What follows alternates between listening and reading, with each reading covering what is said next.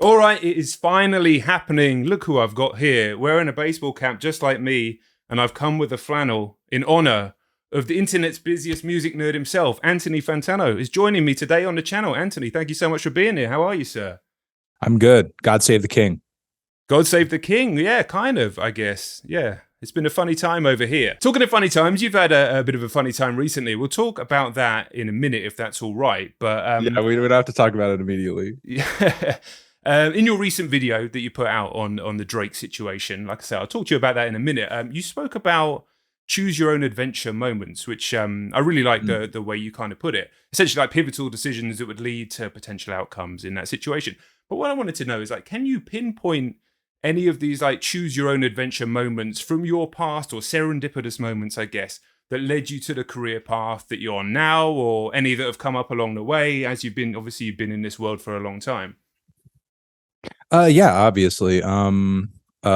Deciding to pursue radio as a career, deciding to intern at a public radio station and many other radio stations, deciding to start a podcast at said radio station called The Needle Drop, deciding to morph that into a blog, which eventually morphed into a YouTube channel, and countless other choose your own adventure situations, beyond that. I think there's, at least a couple instances of those hitting me every week, major ones, where I have to kind of decide what direction I'm going to go in.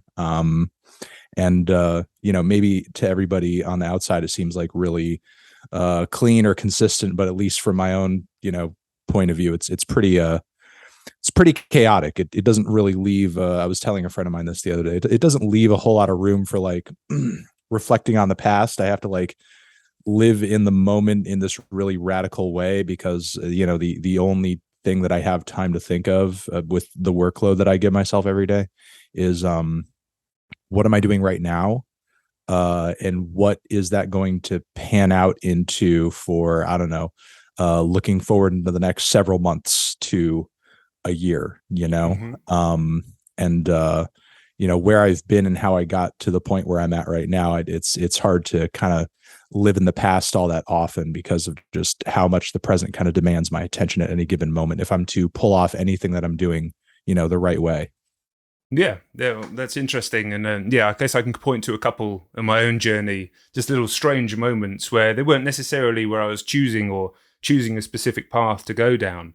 But I look back and go, gosh, if that hadn't happened in exactly that way, for example, all these years of insomnia that led me to staying up late at night, that led me to watch UFC, that now leads me 11 years later to being, Brazilian Jiu-Jitsu black belt, I think, if I'd slept all right that night, or what caused me to be an insomniac in the first place 10 years ago.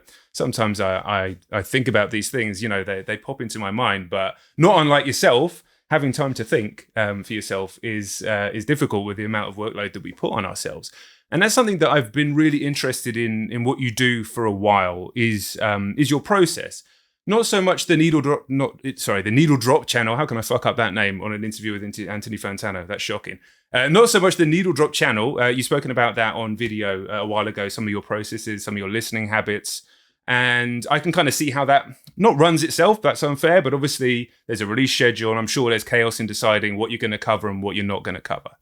But I think like what really interests me is the Fantano channel. That just seems to me, obviously it's more ad hoc. Like, do you have a content calendar? Are you just purely reacting to what happens? Are you so like in everything, in the news cycle that things just pop into your mind? You talked about the cogs turning in that Drake video. And like I said, we will talk about that situation in a second.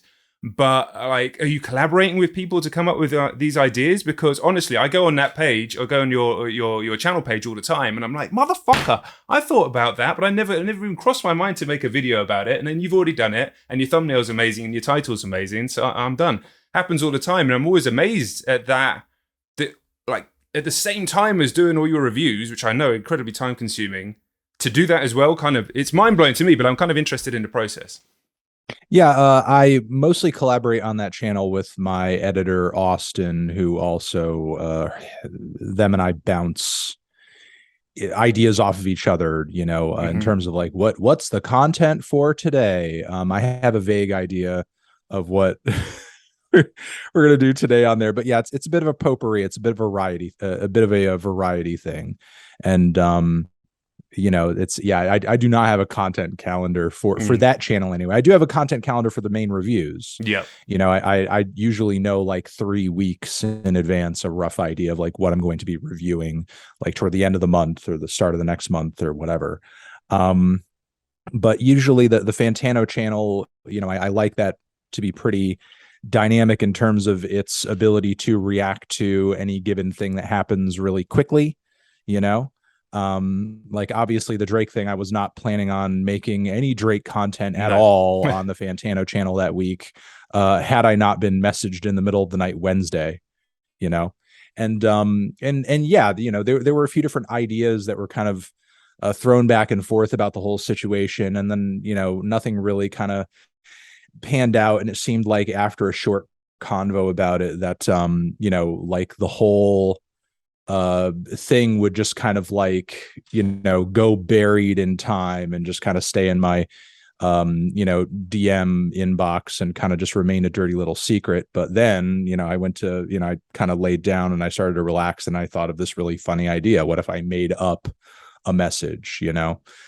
just like in the same way that we made up a fake Drake interview, you know what I mean? But this time make up a message, and I wouldn't be lying saying that I got messaged, because I did, and but obviously what the message would be a lie, and everybody would be sort of seeing that it's kind of silly and that it's just a game and that I'm just playing.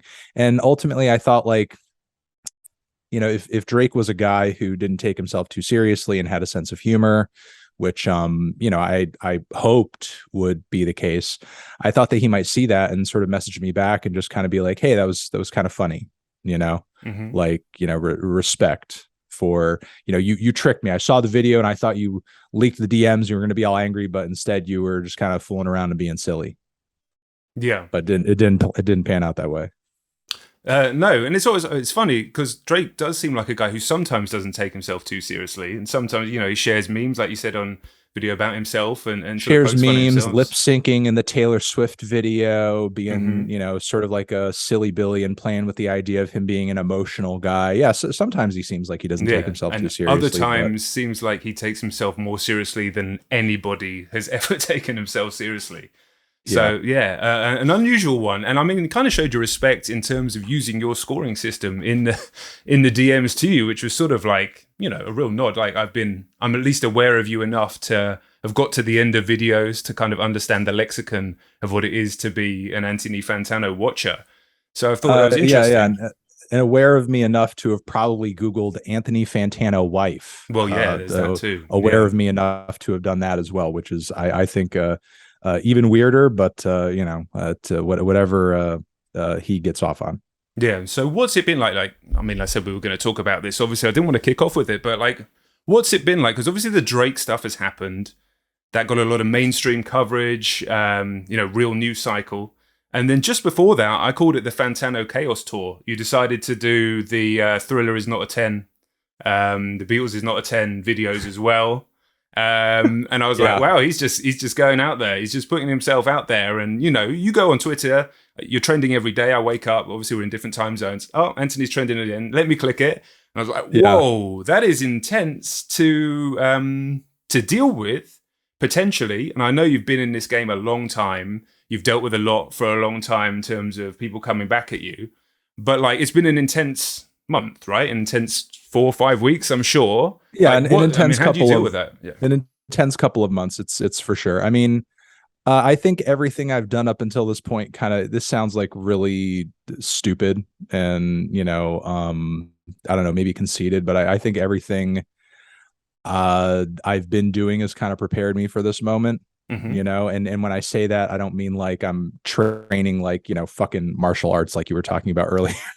There's not like a epic training montage where I'm like pulling off cool moves or any shit like that. What I'm saying is harder. Like, this is harder. I mean, I just go to a gym and like roll around with some sweaty guys. I mean, it sounds fun in a different way, but like dealing with thousands of people coming at you, like I get a bit over the years, don't get me wrong, but it's not to that level, and I don't know if I'd have the stones to to go in on Jackson like that. Maybe I should, but actually, your video was excellent in my opinion, and I actually ended up agreeing with a lot of it. But yeah, obviously, people don't like to dive fully into the content, do they? They just take the headline, and we know how that sort of cycle works. But like, you've developed seemingly a system, processes, I guess, internally to deal with that sort of stuff. Are you just good at ignoring it totally, or letting it wash over you, or does it sometimes some things sting and you sit with that for a minute? I'll say this to sort of like finish the point that I was making. I have just been kind of dealing with hate and vitriol and negativity toward me for my opinions or whatever for years at this point. So to have them kind of to feel the heat turned up a little bit over the past couple of months over some things that, be it Thriller, be it Drake, be it whatever that's transpired, recently.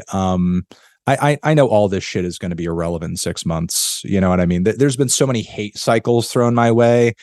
I kind of know that none of it matters because none of it's going to last forever. Yeah. And, there'll be times when people don't hate me at all or aren't really saying anything all that negative, or they'll just flip around and fucking hate me for something else. You know what I mean? The hate is so short-lived, and it's so, the word I'm looking for is it's just such a fleeting feeling that people kind of throw out there online that it just doesn't really bug me at this point. You know what I mean? So yes, most certainly the heat has been kind of turned up recently, but I can't help but kind of laugh at it a little bit because it's just so much. It's just so much over a fucking music opinion. Yeah, I mean, that's the crazy thing, right? Yeah, it's just so much over a goddamn opinion. So yeah, I mean, as far as like the Jackson and as well as the Sergeant Pepper's thing, that kind of came from, and I'm still finishing this series. That kind of came from a series of videos I've been doing where I'm just like, hey, here are 5 albums from a certain decade that I think are a 10. And, obviously a lot of those videos are met with comments, and I only limit myself to 5 because I don't want to like spend an hour talking about a million fucking classic albums. You know what I mean? I'm just kind of picking 5 that I feel the most strongly about. I think there are other albums in those decades that probably if I thought about it more, I probably would slap it with a 10, but I wanted to, just be short and straightforward and direct about it because, and just kind of go with records that I know that I had the most to talk about, most to say about. And of course, like a lot of the videos have been met with comments like, well, what about this album? What about this? Isn't this a 10? Don't you think this is a 10? Why didn't you include it in the video? And a few suggestions I was kind of seeing, I was like, well, yeah, sure. I think that's a 10. I just didn't really, feel that strongly enough about to talk about it. But, some of the comments were like, well, what about this? I was like, well, actually, I don't think that that's a 10. I don't. And here's like the reasons in my own head, like why. So I thought, well, wait a second. Couldn't this be a funny series, like to talk about an album that most people think is a 10 or would agree is a 10, but I don't think it's a fucking 10 for some like glaringly obvious reasons. So I just kind of ran with that with a couple. And, I don't think Thriller and Sergeant Pepper's will be the only records that I talk about in that fashion. There will probably others as well. But yeah, I thought that those would make for interesting conversation pieces. I like stirring the pot, not just in sort of like a troll kind of way. I like making content, and I like throwing out opinions that kind of give people pause and maybe makes them rethink what they may have just kind of like assumed to be true because they've kind of heard it thrown their way so many times, just sort of like accepted as like, normal, a point of view, normal opinion, truth as it were, even though it's all just like subjective perspective at the end of the day. Or, maybe makes them double down and think even harder. Well, I hear what he's saying, but he's wrong for X or Y or Z reason. And I really like it for these other reasons that he didn't even mention in the video. It is, as long as it kind of gives you reason to think and reinforce your opinion or rethink and maybe change your opinion. That's really what ultimately matters to me.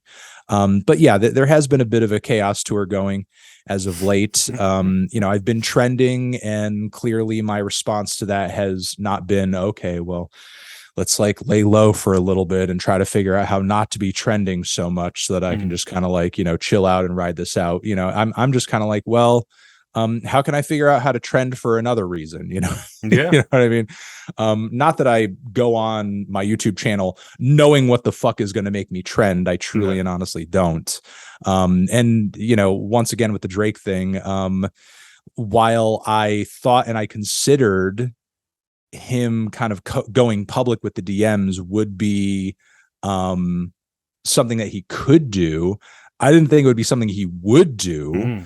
Considering how much he voiced his dislike for me. I don't think he would expose my account to his over 100 million followers and create a whole news cycle around me. I thought that he would be smart enough to know that that would just ultimately be doing me a favor. He must have really thought those DMs that he sent me were fucking were just like the hardest, most destructive shit. Or maybe this is like Drake doing a double Drake here. Maybe he actually really does like me. This is what I'm thinking. He really likes me, and he's actually a fan, and he wants to see me successful. So he thought he would do this funny little fake quick hate thing on the internet and give me a little bit of a give a small guy like me a platform, because Lord knows I need it. Yeah. And just kind of put me out there and just see how the world takes me. So Drake, I appreciate it. I thank you a lot for the shine, the clout. I'm going to hopefully do something good with the Drake juice, because there are a lot of artists who do, with a feature every once in a while, they get the Drake juice, but then you don't hear about them in 6 months or a year or whatever. I'll be here in a year. I promise. I'll be here in a year. So you're not going to be riding out the Drake. Yeah. I'll keep riding out the Drake juice. Fantano. You're going to ride it out. The one thing that, has me, sort of have faith in this, and this was kind of funny from some of the responses, was like, I've already been doing this for over 10 years. You know what I mean? So yeah, there were a lot of responses that were like, Drake's giving you 15 minutes of fame. It's like, I've been here. I've been, you already know who the fuck I am before Drake even put me in his fucking story. Like, like 15 minutes I've been going and going and going and going and going. Yeah. And arguably, even though the bump that kind of came around was fun and was cool and was interesting, I don't think the situation kind of exposed me to too many people who didn't know me already, you know what I mean? Yeah. Who weren't already interested in something like music reviews or opinions or whatever, you know what I mean? If you're the kind of person who consumes music opinions online, you've probably run across my or your work or anybody in the YouTube community who does this sort of thing on a regular basis. Like, the community of people who talk about music on here on the daily are not exactly obscure at this point. Yeah. Yeah, for sure. And it's funny how people kind of perceive that sort of stuff, because a while ago I did a reaction to Miley Cyrus's record, the Plastic Hearts record. And she, or her team, put some of my reaction on her Instagram story, kind of as an individual thing. And that was a really cool moment. Obviously, she's got millions and millions of followers, and people were asking me, "Has your channel blown up? Is it have you seen many subs coming in?" I was like, "No, man. Like, people saw that for a second. So maybe a very small handful of people will go, oh, that's that guy in the hat. I've seen him before, or I recognize that guy." But realistically, it's just, a small moment in people's lives that, and like you say, we have a saying over here, what's today's headlines is tomorrow's fish and chip paper, because the fish and chips used to get wrapped up in newspaper. Right. And it's a good thing to live by. But like you say, it's about, sustaining the people that have been rocking with you for a while, and maybe you add a few to the pile along the way. But what quickly, I was like, I do feel Drake has the kind of like Godfather complex thing going on, where he feels like he's, got all the puppet strings, and he sees you and goes, okay, well, I'm going to expose him a little bit. I know, give him enough credit by talking about, his wife and his scoring system and stuff like that. And then we'll see how he reacts. Now, I don't know if he's successful in doing that. I think he kind of made a bit of a dick out of himself, to be honest, but I feel like he has that in him. You listen to some of his songs, talk about mob ties and all of these sorts of things. I definitely see he's a funny bloke. He really is a funny guy. I take the piss out of him a lot, as much as I like a lot of his music, and I actually quite liked that last record. But what an oddball, really, to be, the number one guy or there or thereabouts in the Western world in terms of music. But yeah, there we are. I think he definitely sent those messages knowing there would be a reaction of some sort. And, he's not just like sending a message to some random fucking hater online. He's sending the message to a content creator, like he wants or is anticipating some kind of content out of this. Now, what he didn't bargain for is, I don't think he expected the kind of content that he got. I don't think Drake was like, yeah, I'm going to send this motherfucker this message and he's going to put up a video about a cookie recipe. Like there was no possible way he could have seen that coming. But yeah, I mean, I think he definitely wanted a video out of this. I think he definitely wanted, and look, this whole news cycle, it benefits him as well. It makes him Oh a yeah, topic of conversation too. You know what I mean? And even though Drake does look like a bit of a buffoon out of the whole situation, kind of blundering around and making mistakes and being in his feels and da da da. That's also kind of his brand. You know what I mean? That's also simultaneously what he's known for. I mean, this whole situation, while in a sense it was a little embarrassing, it wasn't exactly out of character. You know what I mean? And this type of behavior hasn't ruined his career before, so why would it now over a little YouTuber? Of course it's not. Absolutely not. And I kind of like that about him, the sort of fallibility and the fact that he is a bit odd, a bit silly. But yeah, we talked about, to move on then, we talked about your process. I mean, I'd be kind of interested to know what your days look like from start to finish, hours worked, like how it's blocked out. Do you have any time for yourself? I kind of I got into my office at like 9:30 or so. I was kind of laying down. I was looking at TikTok and I was just looking at like what trends or jokes to hop on top of. I made a few TikToks. I made a few reels. I started listening to this new Preoccupations record. And then I had to come on here and talk with you. And there's another podcast that wants me on after I talk with you. And then after that, I should be able to finish up some thoughts on this Preoccupations record, which shouldn't be too hard because it's just like about 38 minutes or so. And I was listening to it a bunch last night. After this, I'll probably, get that writing done. I'll get something to eat. I'll shoot the review. I'll have like, this kind of big gap between, that and dinner time in the evening. And then when the evening comes and the review that I've shot is ready because I have somebody else editing it, I will, pull it together. I'll have it posted. Maybe another piece of Fantano content will get posted too. If I find the time to shoot that, I may not, I may. And, that after that, I'm like working out, I'm having a shower, I'm chilling out, just doing my thing until tomorrow. That's New Music Friday, the weekend. I should be able to get out a little bit. It's busy days over here in Fantano land. Yeah, for sure. I mean, I definitely feel that because my days aren't dissimilar, to be honest. Do you work in weekends as well, or do you give yourself a little bit of a break? I'm doing better about giving myself a break, but on the very late on Sundays, I'll do the weekly track roundup. Yeah. Okay. Yeah. Cool. You just spoke about TikToks there, and I say you've kind of established yourself, obviously on YouTube and on Twitch with the New Music Fridays as well, and then big on TikTok now. I would say Fantano's big on TikTok. I'm sure there's a bunch of people who've never watched one of your needle drop reviews who know your face and know you from that platform. I really struggle myself with the kind of like language of that platform, short form content, being in it. You say you sit on it, watch trends, jump on things. Did you find that easy at first? Is it something that you've grown to get better at? You had to learn that language? Hell no. I kind of like got the app and I kind of, I was aware of the app years and years ago after that random sound of mine where I'm kind of going on about how thick someone is, like back oh, he's thick. I forget what the hell. Do you know what I'm talking about? Yeah, was this the one that you sued? That's a thick ass boy. Damn. Is that the one you sued Domino's for, or not? Or was that something else?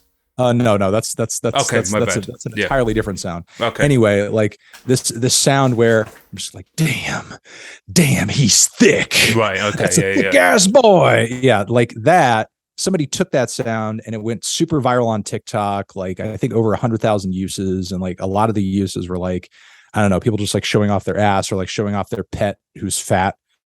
And after that, I kind of like checked it out and I looked into the app and I was like, okay, I mean, it's kind of cool and kind of fun that this is happening. I mean, it's just some random video that I did as a joke and it's just going a little viral. And, it's kind of odd that the virality of it is completely pulled away from me. Like nobody knows, like, on the platform that I was connected to that sound in any way.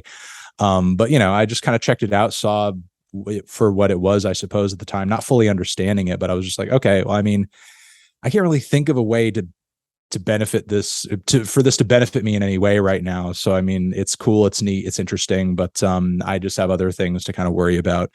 And then a current friend of mine named Alec kind of introduced himself out of the blue one day. I forget through what platform he reached out or he got a hold of me, but he's just like this TikTok guru guy.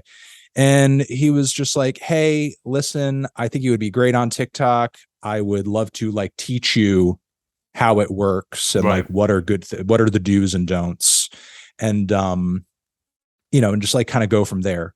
And yeah, I mean, we did a bit of like a boot camp with it in a way. And TikTok does truly have like its own comedic language. You know what I mean? Like there are jokes and sort of like content, short form content styles that go over really well on TikTok that just don't really make sense on Instagram or any other place. However, that's kind of changing because, the TikTok humor that's so prevalent on that app is kind of overtaking, things on other platforms as well, or everybody's becoming so well aware of it. It kind of plays just about everywhere. We're nearing 1 million followers there soon. We should be there by the start of October. And yeah, I mean, it's an interesting app. It's an interesting algorithm. It's kind of chaotic. It's fun. It's, cool to break things up. And it's a really good way to kind of continue to spread promo for what I do, spread the YouTube channel, spread awareness of what I do. I think if I just merely stayed on YouTube and didn't do anything else, and YouTube is a great and, very far reaching platform. TikTok though still has like a crazy viral component to it with a new generation that YouTube doesn't necessarily have in the same degree. And, I find it important and to sort of be my job to kind of connect with young music listening audiences, because I mean, that is the driver for what is going to be the next generation of music. You know what I mean? The generation of musicians that are, making hits, making hot tracks, making the most popular stuff, most cutting edge stuff now, Steve Lacy, so on and so forth. They're being listened to by young adults, by teenagers, by college kids. And where are all of them these days? They're on fucking TikTok. They're on YouTube too, and every other social media app as well, but they're on TikTok. Yeah. And, sure. I would be giving up like a pretty significant opportunity to connect with those music listeners and those fans and those audiences if I just completely avoided the platform. Yeah. So how are you when it comes to numbers? Obviously you've been in this game a long, long time. It's a classic YouTuber or content creator like pitfall to be obsessing over numbers, stressing that this video is a 10 or 10, this video is a 1 or 10. One of the things that I take from watching you, especially when I'm stressing about what videos or what to cover next, is you will happily cover something that is of interest to you on the needle drop that, your ratio of views to your subscribers would be traditionally low, a video that does 60, 70K. Yeah, doing that shit. Yeah. Doing that shit keeps me sane. Yes, and that's what I've decided to do myself. And people if I was only just like, but if I was just worried about whatever was the most mainstream happening, most mainstream thing happening that day, and only cover that, I would die. I would kill myself. I would just like not be on this planet anymore. It would be maddening because honestly, that's not like what caused me to talk about music in the first place. Yeah, for sure. I'm not like obviously I do want to cover highly relevant things, but it's a balance. You know what I mean? It's like, even if Drake came out with 30 albums in 1 month and it gave me the opportunity to review a Drake album a day and I'd be guaranteed like 1 million views per video, I would not. Right. I would not, because it would be boring. It would be soul sucking. It would be the most thankless thing I've ever done in my life. Like by the time I would be getting to album number 10, the reviews would probably be getting, just dwindled down to a minute long. I'd be like, okay, here's another one. It fucking sucks, or this sounds really good. I hope this happens. Yeah, I mean, it would be good entertainment for you to watch me descend into madness. Like, obviously, like people would get off on that because everyone on the internet is sick and disgusting and disturbed and has a problem and needs therapy. But I would like to maintain my sanity, and yeah, I guess like what I worry about more, other than like, oh, did this video hit? Did this video hit? Did this video hit? Is more about like, when I look at the overall metrics month to month, are we still reaching that baseline? Yeah. Are we still reaching that average? I don't so much care about whether or not did I get a video that hit 1 million that month? Did I get a video that hit this month? Like, I worry more about like when the month is over, did I get in this window of like somewhere between 6 to 10 or 12 million views over the course of that month? Like, did we break even? Are we still in the black and everything? Yeah. Which every time we are, like, as long as we're there and my bills are paid and my loved ones are taken care of and so on and so forth, like that's what matters the most. You know what I mean?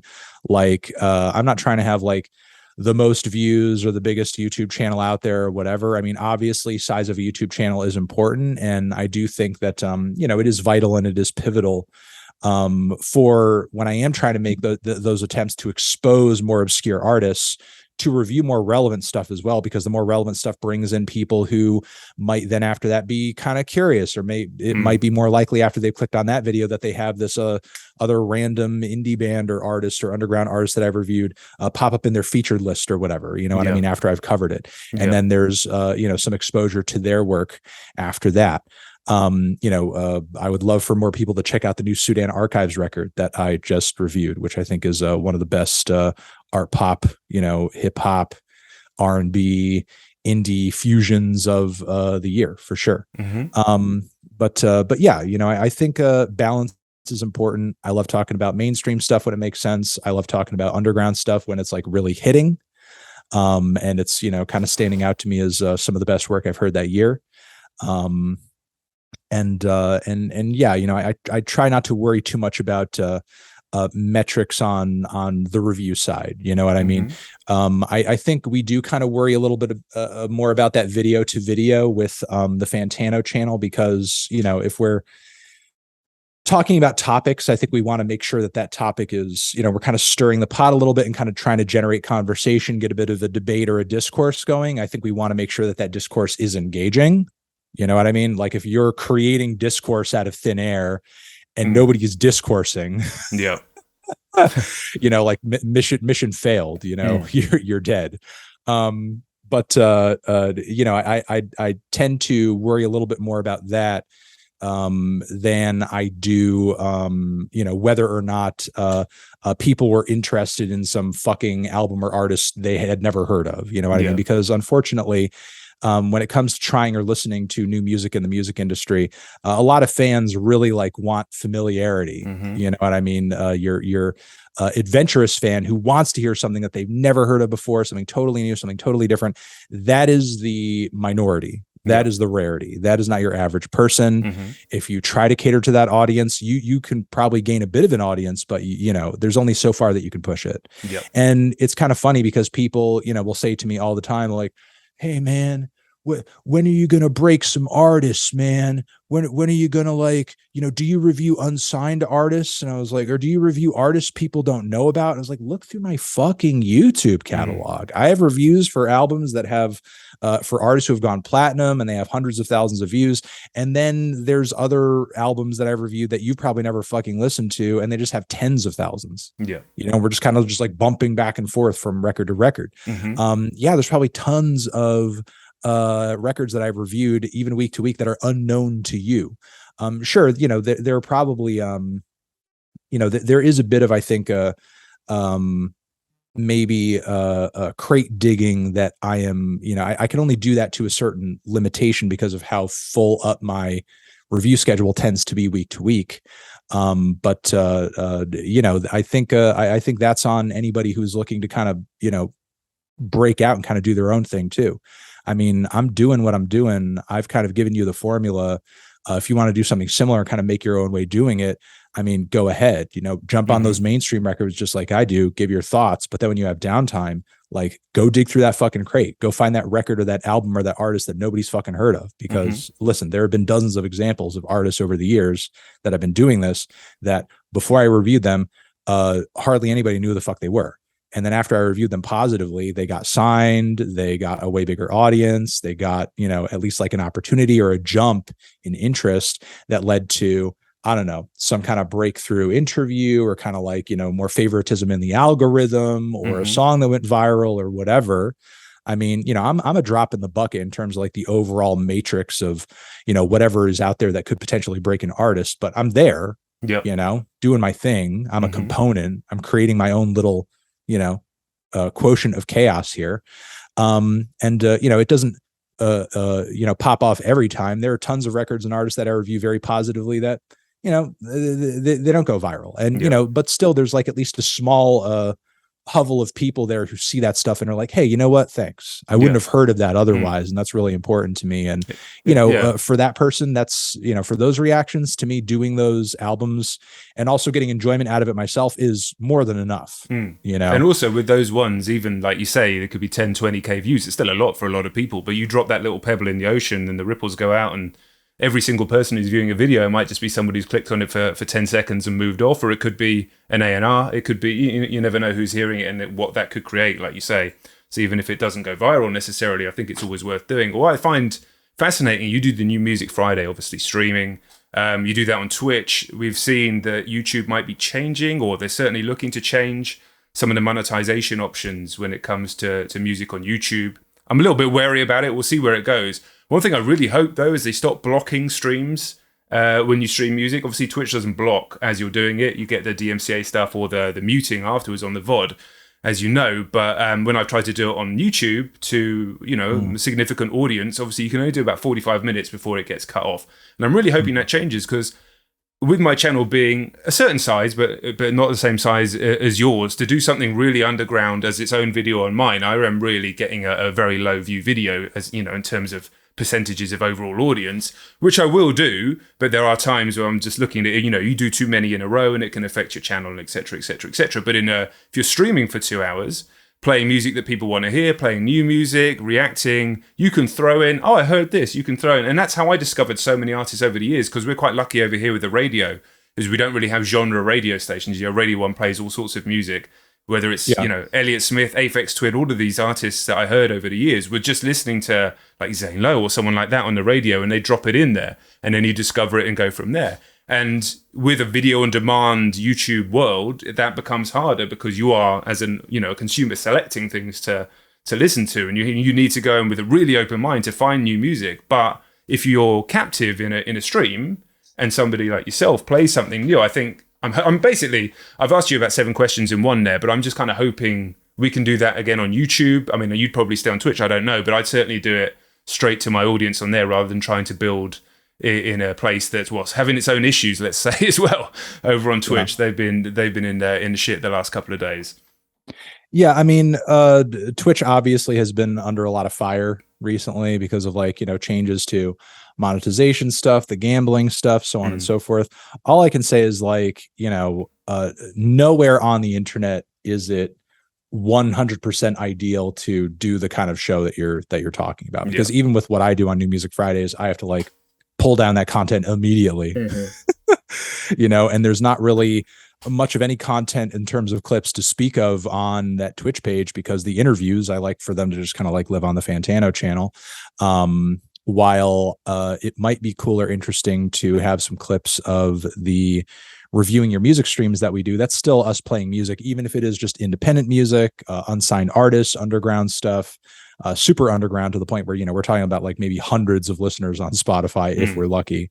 But still, it is music. It does kind of run a risk, because what if those songs or that artist ends up getting signed down the road, and then all of a sudden whatever song that they have in their back catalog or songs kind of gets offloaded into some label, and then they own the copyright, and that gets put into some kind of machine that's scanning YouTube for that music and takes it down, and so on and so forth, or Twitch rather. So there's that, and then there's also just the New Music Fridays, which there's a lot of copyright stuff going on there, and it's just too big of a risk that's being run there for those clips to kind of live over there. So the New Music Friday things almost end up being this little kind of pirate radio hour, you know what I mean, that we do for a little bit. And it would be great if YouTube and Twitch could kind of be a little more open to it. I mean, I'm not saying that you guys need to put it front page and throw it in front of everybody's faces and be like, hey, here's this guy playing copyrighted music for 3 hours that he has no business or permission doing so. But if we could at least have a bit of an experience doing that together anyway. I mean, there's got to be some like way for YouTube or whatever platform to work out some kind of like deal in terms of like, well, this got played, and just like, you know, BMI, like with radio, it got used, it got incorporated as a result of that. Like, here's a certain amount of money to the label or the artist or whatever for use of that song for X or Y or Z. I mean, there's already so much goddamn money flowing throughout, you know, these platforms already. And on top of it, you know, it would only make for like super popular content, potentially more exposure for the artist in question, more money for the label. I just wish there was more kind of consideration or will to work with content creators who might want to do this sort of thing and might end up, you know, kind of contributing very positively to the music world as a whole. But it just kind of seems like at this point that they don't really care about human creation, and they're just kind of fine with algorithms just kind of like deciding everything. The algorithms are good enough. They're fine enough. It's such a strange one, because I get reached out to for reactions all the time from the major labels and smaller labels as well. Obviously, reactions shared by artists all the time. You know, the artists are people who you know, a lot of them, you know, love validation. So of course they're going to love people reacting to their music. It's what they live for. Yeah, absolutely. And obviously it benefits the content creators and benefits the audience, I think, a lot of the time, to have people discussing music and able to play some of the music. You know, like the whole gaming content industry that could have been shut down in an alternate universe if all the gaming companies were like, no, you can't use our content. Like, no way. The whole thing's shut down. Minecraft barely exists in that world. So, I'm hoping for a better future. But yeah, there's some stumbling blocks that need to be got past, I think. Listen, I know you're a very busy man. I could talk to you for hours, but I'm not going to hold you up very much longer. But I went to my Patreon to ask if there was any questions for you. To be honest, most of the questions were kind of like the ones I've asked you, but I wanted to, the Best Pizza Connoisseur, who's a name that's always in my comments, and I believe is always in your comments as well, massive YouTube music fan. He wanted to ask you, has there ever been a time where me or you felt like you're not listening to enough music, whether it just be casual listening for the sake of covering it, or for the sake of covering it, on the channel? Yeah, I mean, most definitely, you know, like, because there's like, you know, every once in a while when I get a minute, like I will, you know, sometimes just like peruse whatever are the most purchased or the recently editorialized like records on Bandcamp or something like that. And, you know, sometimes there's a lot of cool stuff in there, some interesting stuff that I might stumble upon. Maybe not some of my favorite stuff of the year, but like definitely a bit of a breath of fresh air from what you usually hear, like getting pushed in your face in like a Spotify playlist or on the front page of Apple Music or whatever, you know? And, you know, it's just kind of hard to contend with the fact that like, and that's just, you know, the amount of music that gets shoved in your face if you just peruse the page for a few hours in a day. You know, you could hear that amount of new music on that site every single day that you go on there. And additionally, even more stuff that you haven't heard of. You go on the front page of like album of the year or review your music or rate your music rather. And a whole host of other sites that like, you know, kind of like collectivize in a collectivized fashion, like everybody kind of decides like what's good, what's not, so on and so forth. And that's just like the tip of the tip of the tip of the iceberg. Like if you wanted to go even deeper, you could just go on random fucking SoundCloud pages, just sort of see what's getting talked about on Indie Heads, on subreddit, and a bunch of other places as well. I mean, there's really no like you would never run out of like stuff to dig for if you just kept digging and digging and digging and digging and digging and digging and digging. And sometimes it's hard to kind of like every once in a while stare into that void, knowing that I can like do this forever and always find something new and always find something different and potentially find something that blows my mind, but I don't always have the time to do it. You know what I mean? And conversely, do you sometimes want to just go, actually, I need to spend some time with one of my favorite records that I haven't listened to for 3, 4, 5 years and just live with that for a week? Yeah, no, sometimes I do. I mean, I have in the car when I get time to listen, I've been over the past season, you know, I'll say summer. I've been over the summer. I've been on kind of a weird They Might Be Giants kick. I don't know where it's come from or why it's happened. But you know, like their first several records have just been in like super heavy rotation. Don't know why. It's just like the vibe at the moment. And, you know, that's just what it is. Nice. Okay, like I say, thank you very much for the time. One last question to finish off this conversation. Can you share something? You mentioned a band just now that you've reviewed on your channel recently, but can you share a few artists, a few bands, a few groups that we need to be checking out right now? Any genre, anything, can be massive, can be small. What do I need to go and listen to right now after this? Yeah, as I was saying, the new Sudan Archives record is freaking fire. That track is Natural Brown Prom Queen. The strings and songwriting and kind of like, genre combinations on that record are fire. The new Jockstrap record. You should be listening. I need to listen to that. They're from your neck of the woods. Yes. Yeah, you should have more you should have more to say about them than I do. Yeah. That's going to be a video probably early next week on my channel or on my second channel for sure. Because Black Country New Road blowing my mind this year. So obviously need to dive into that.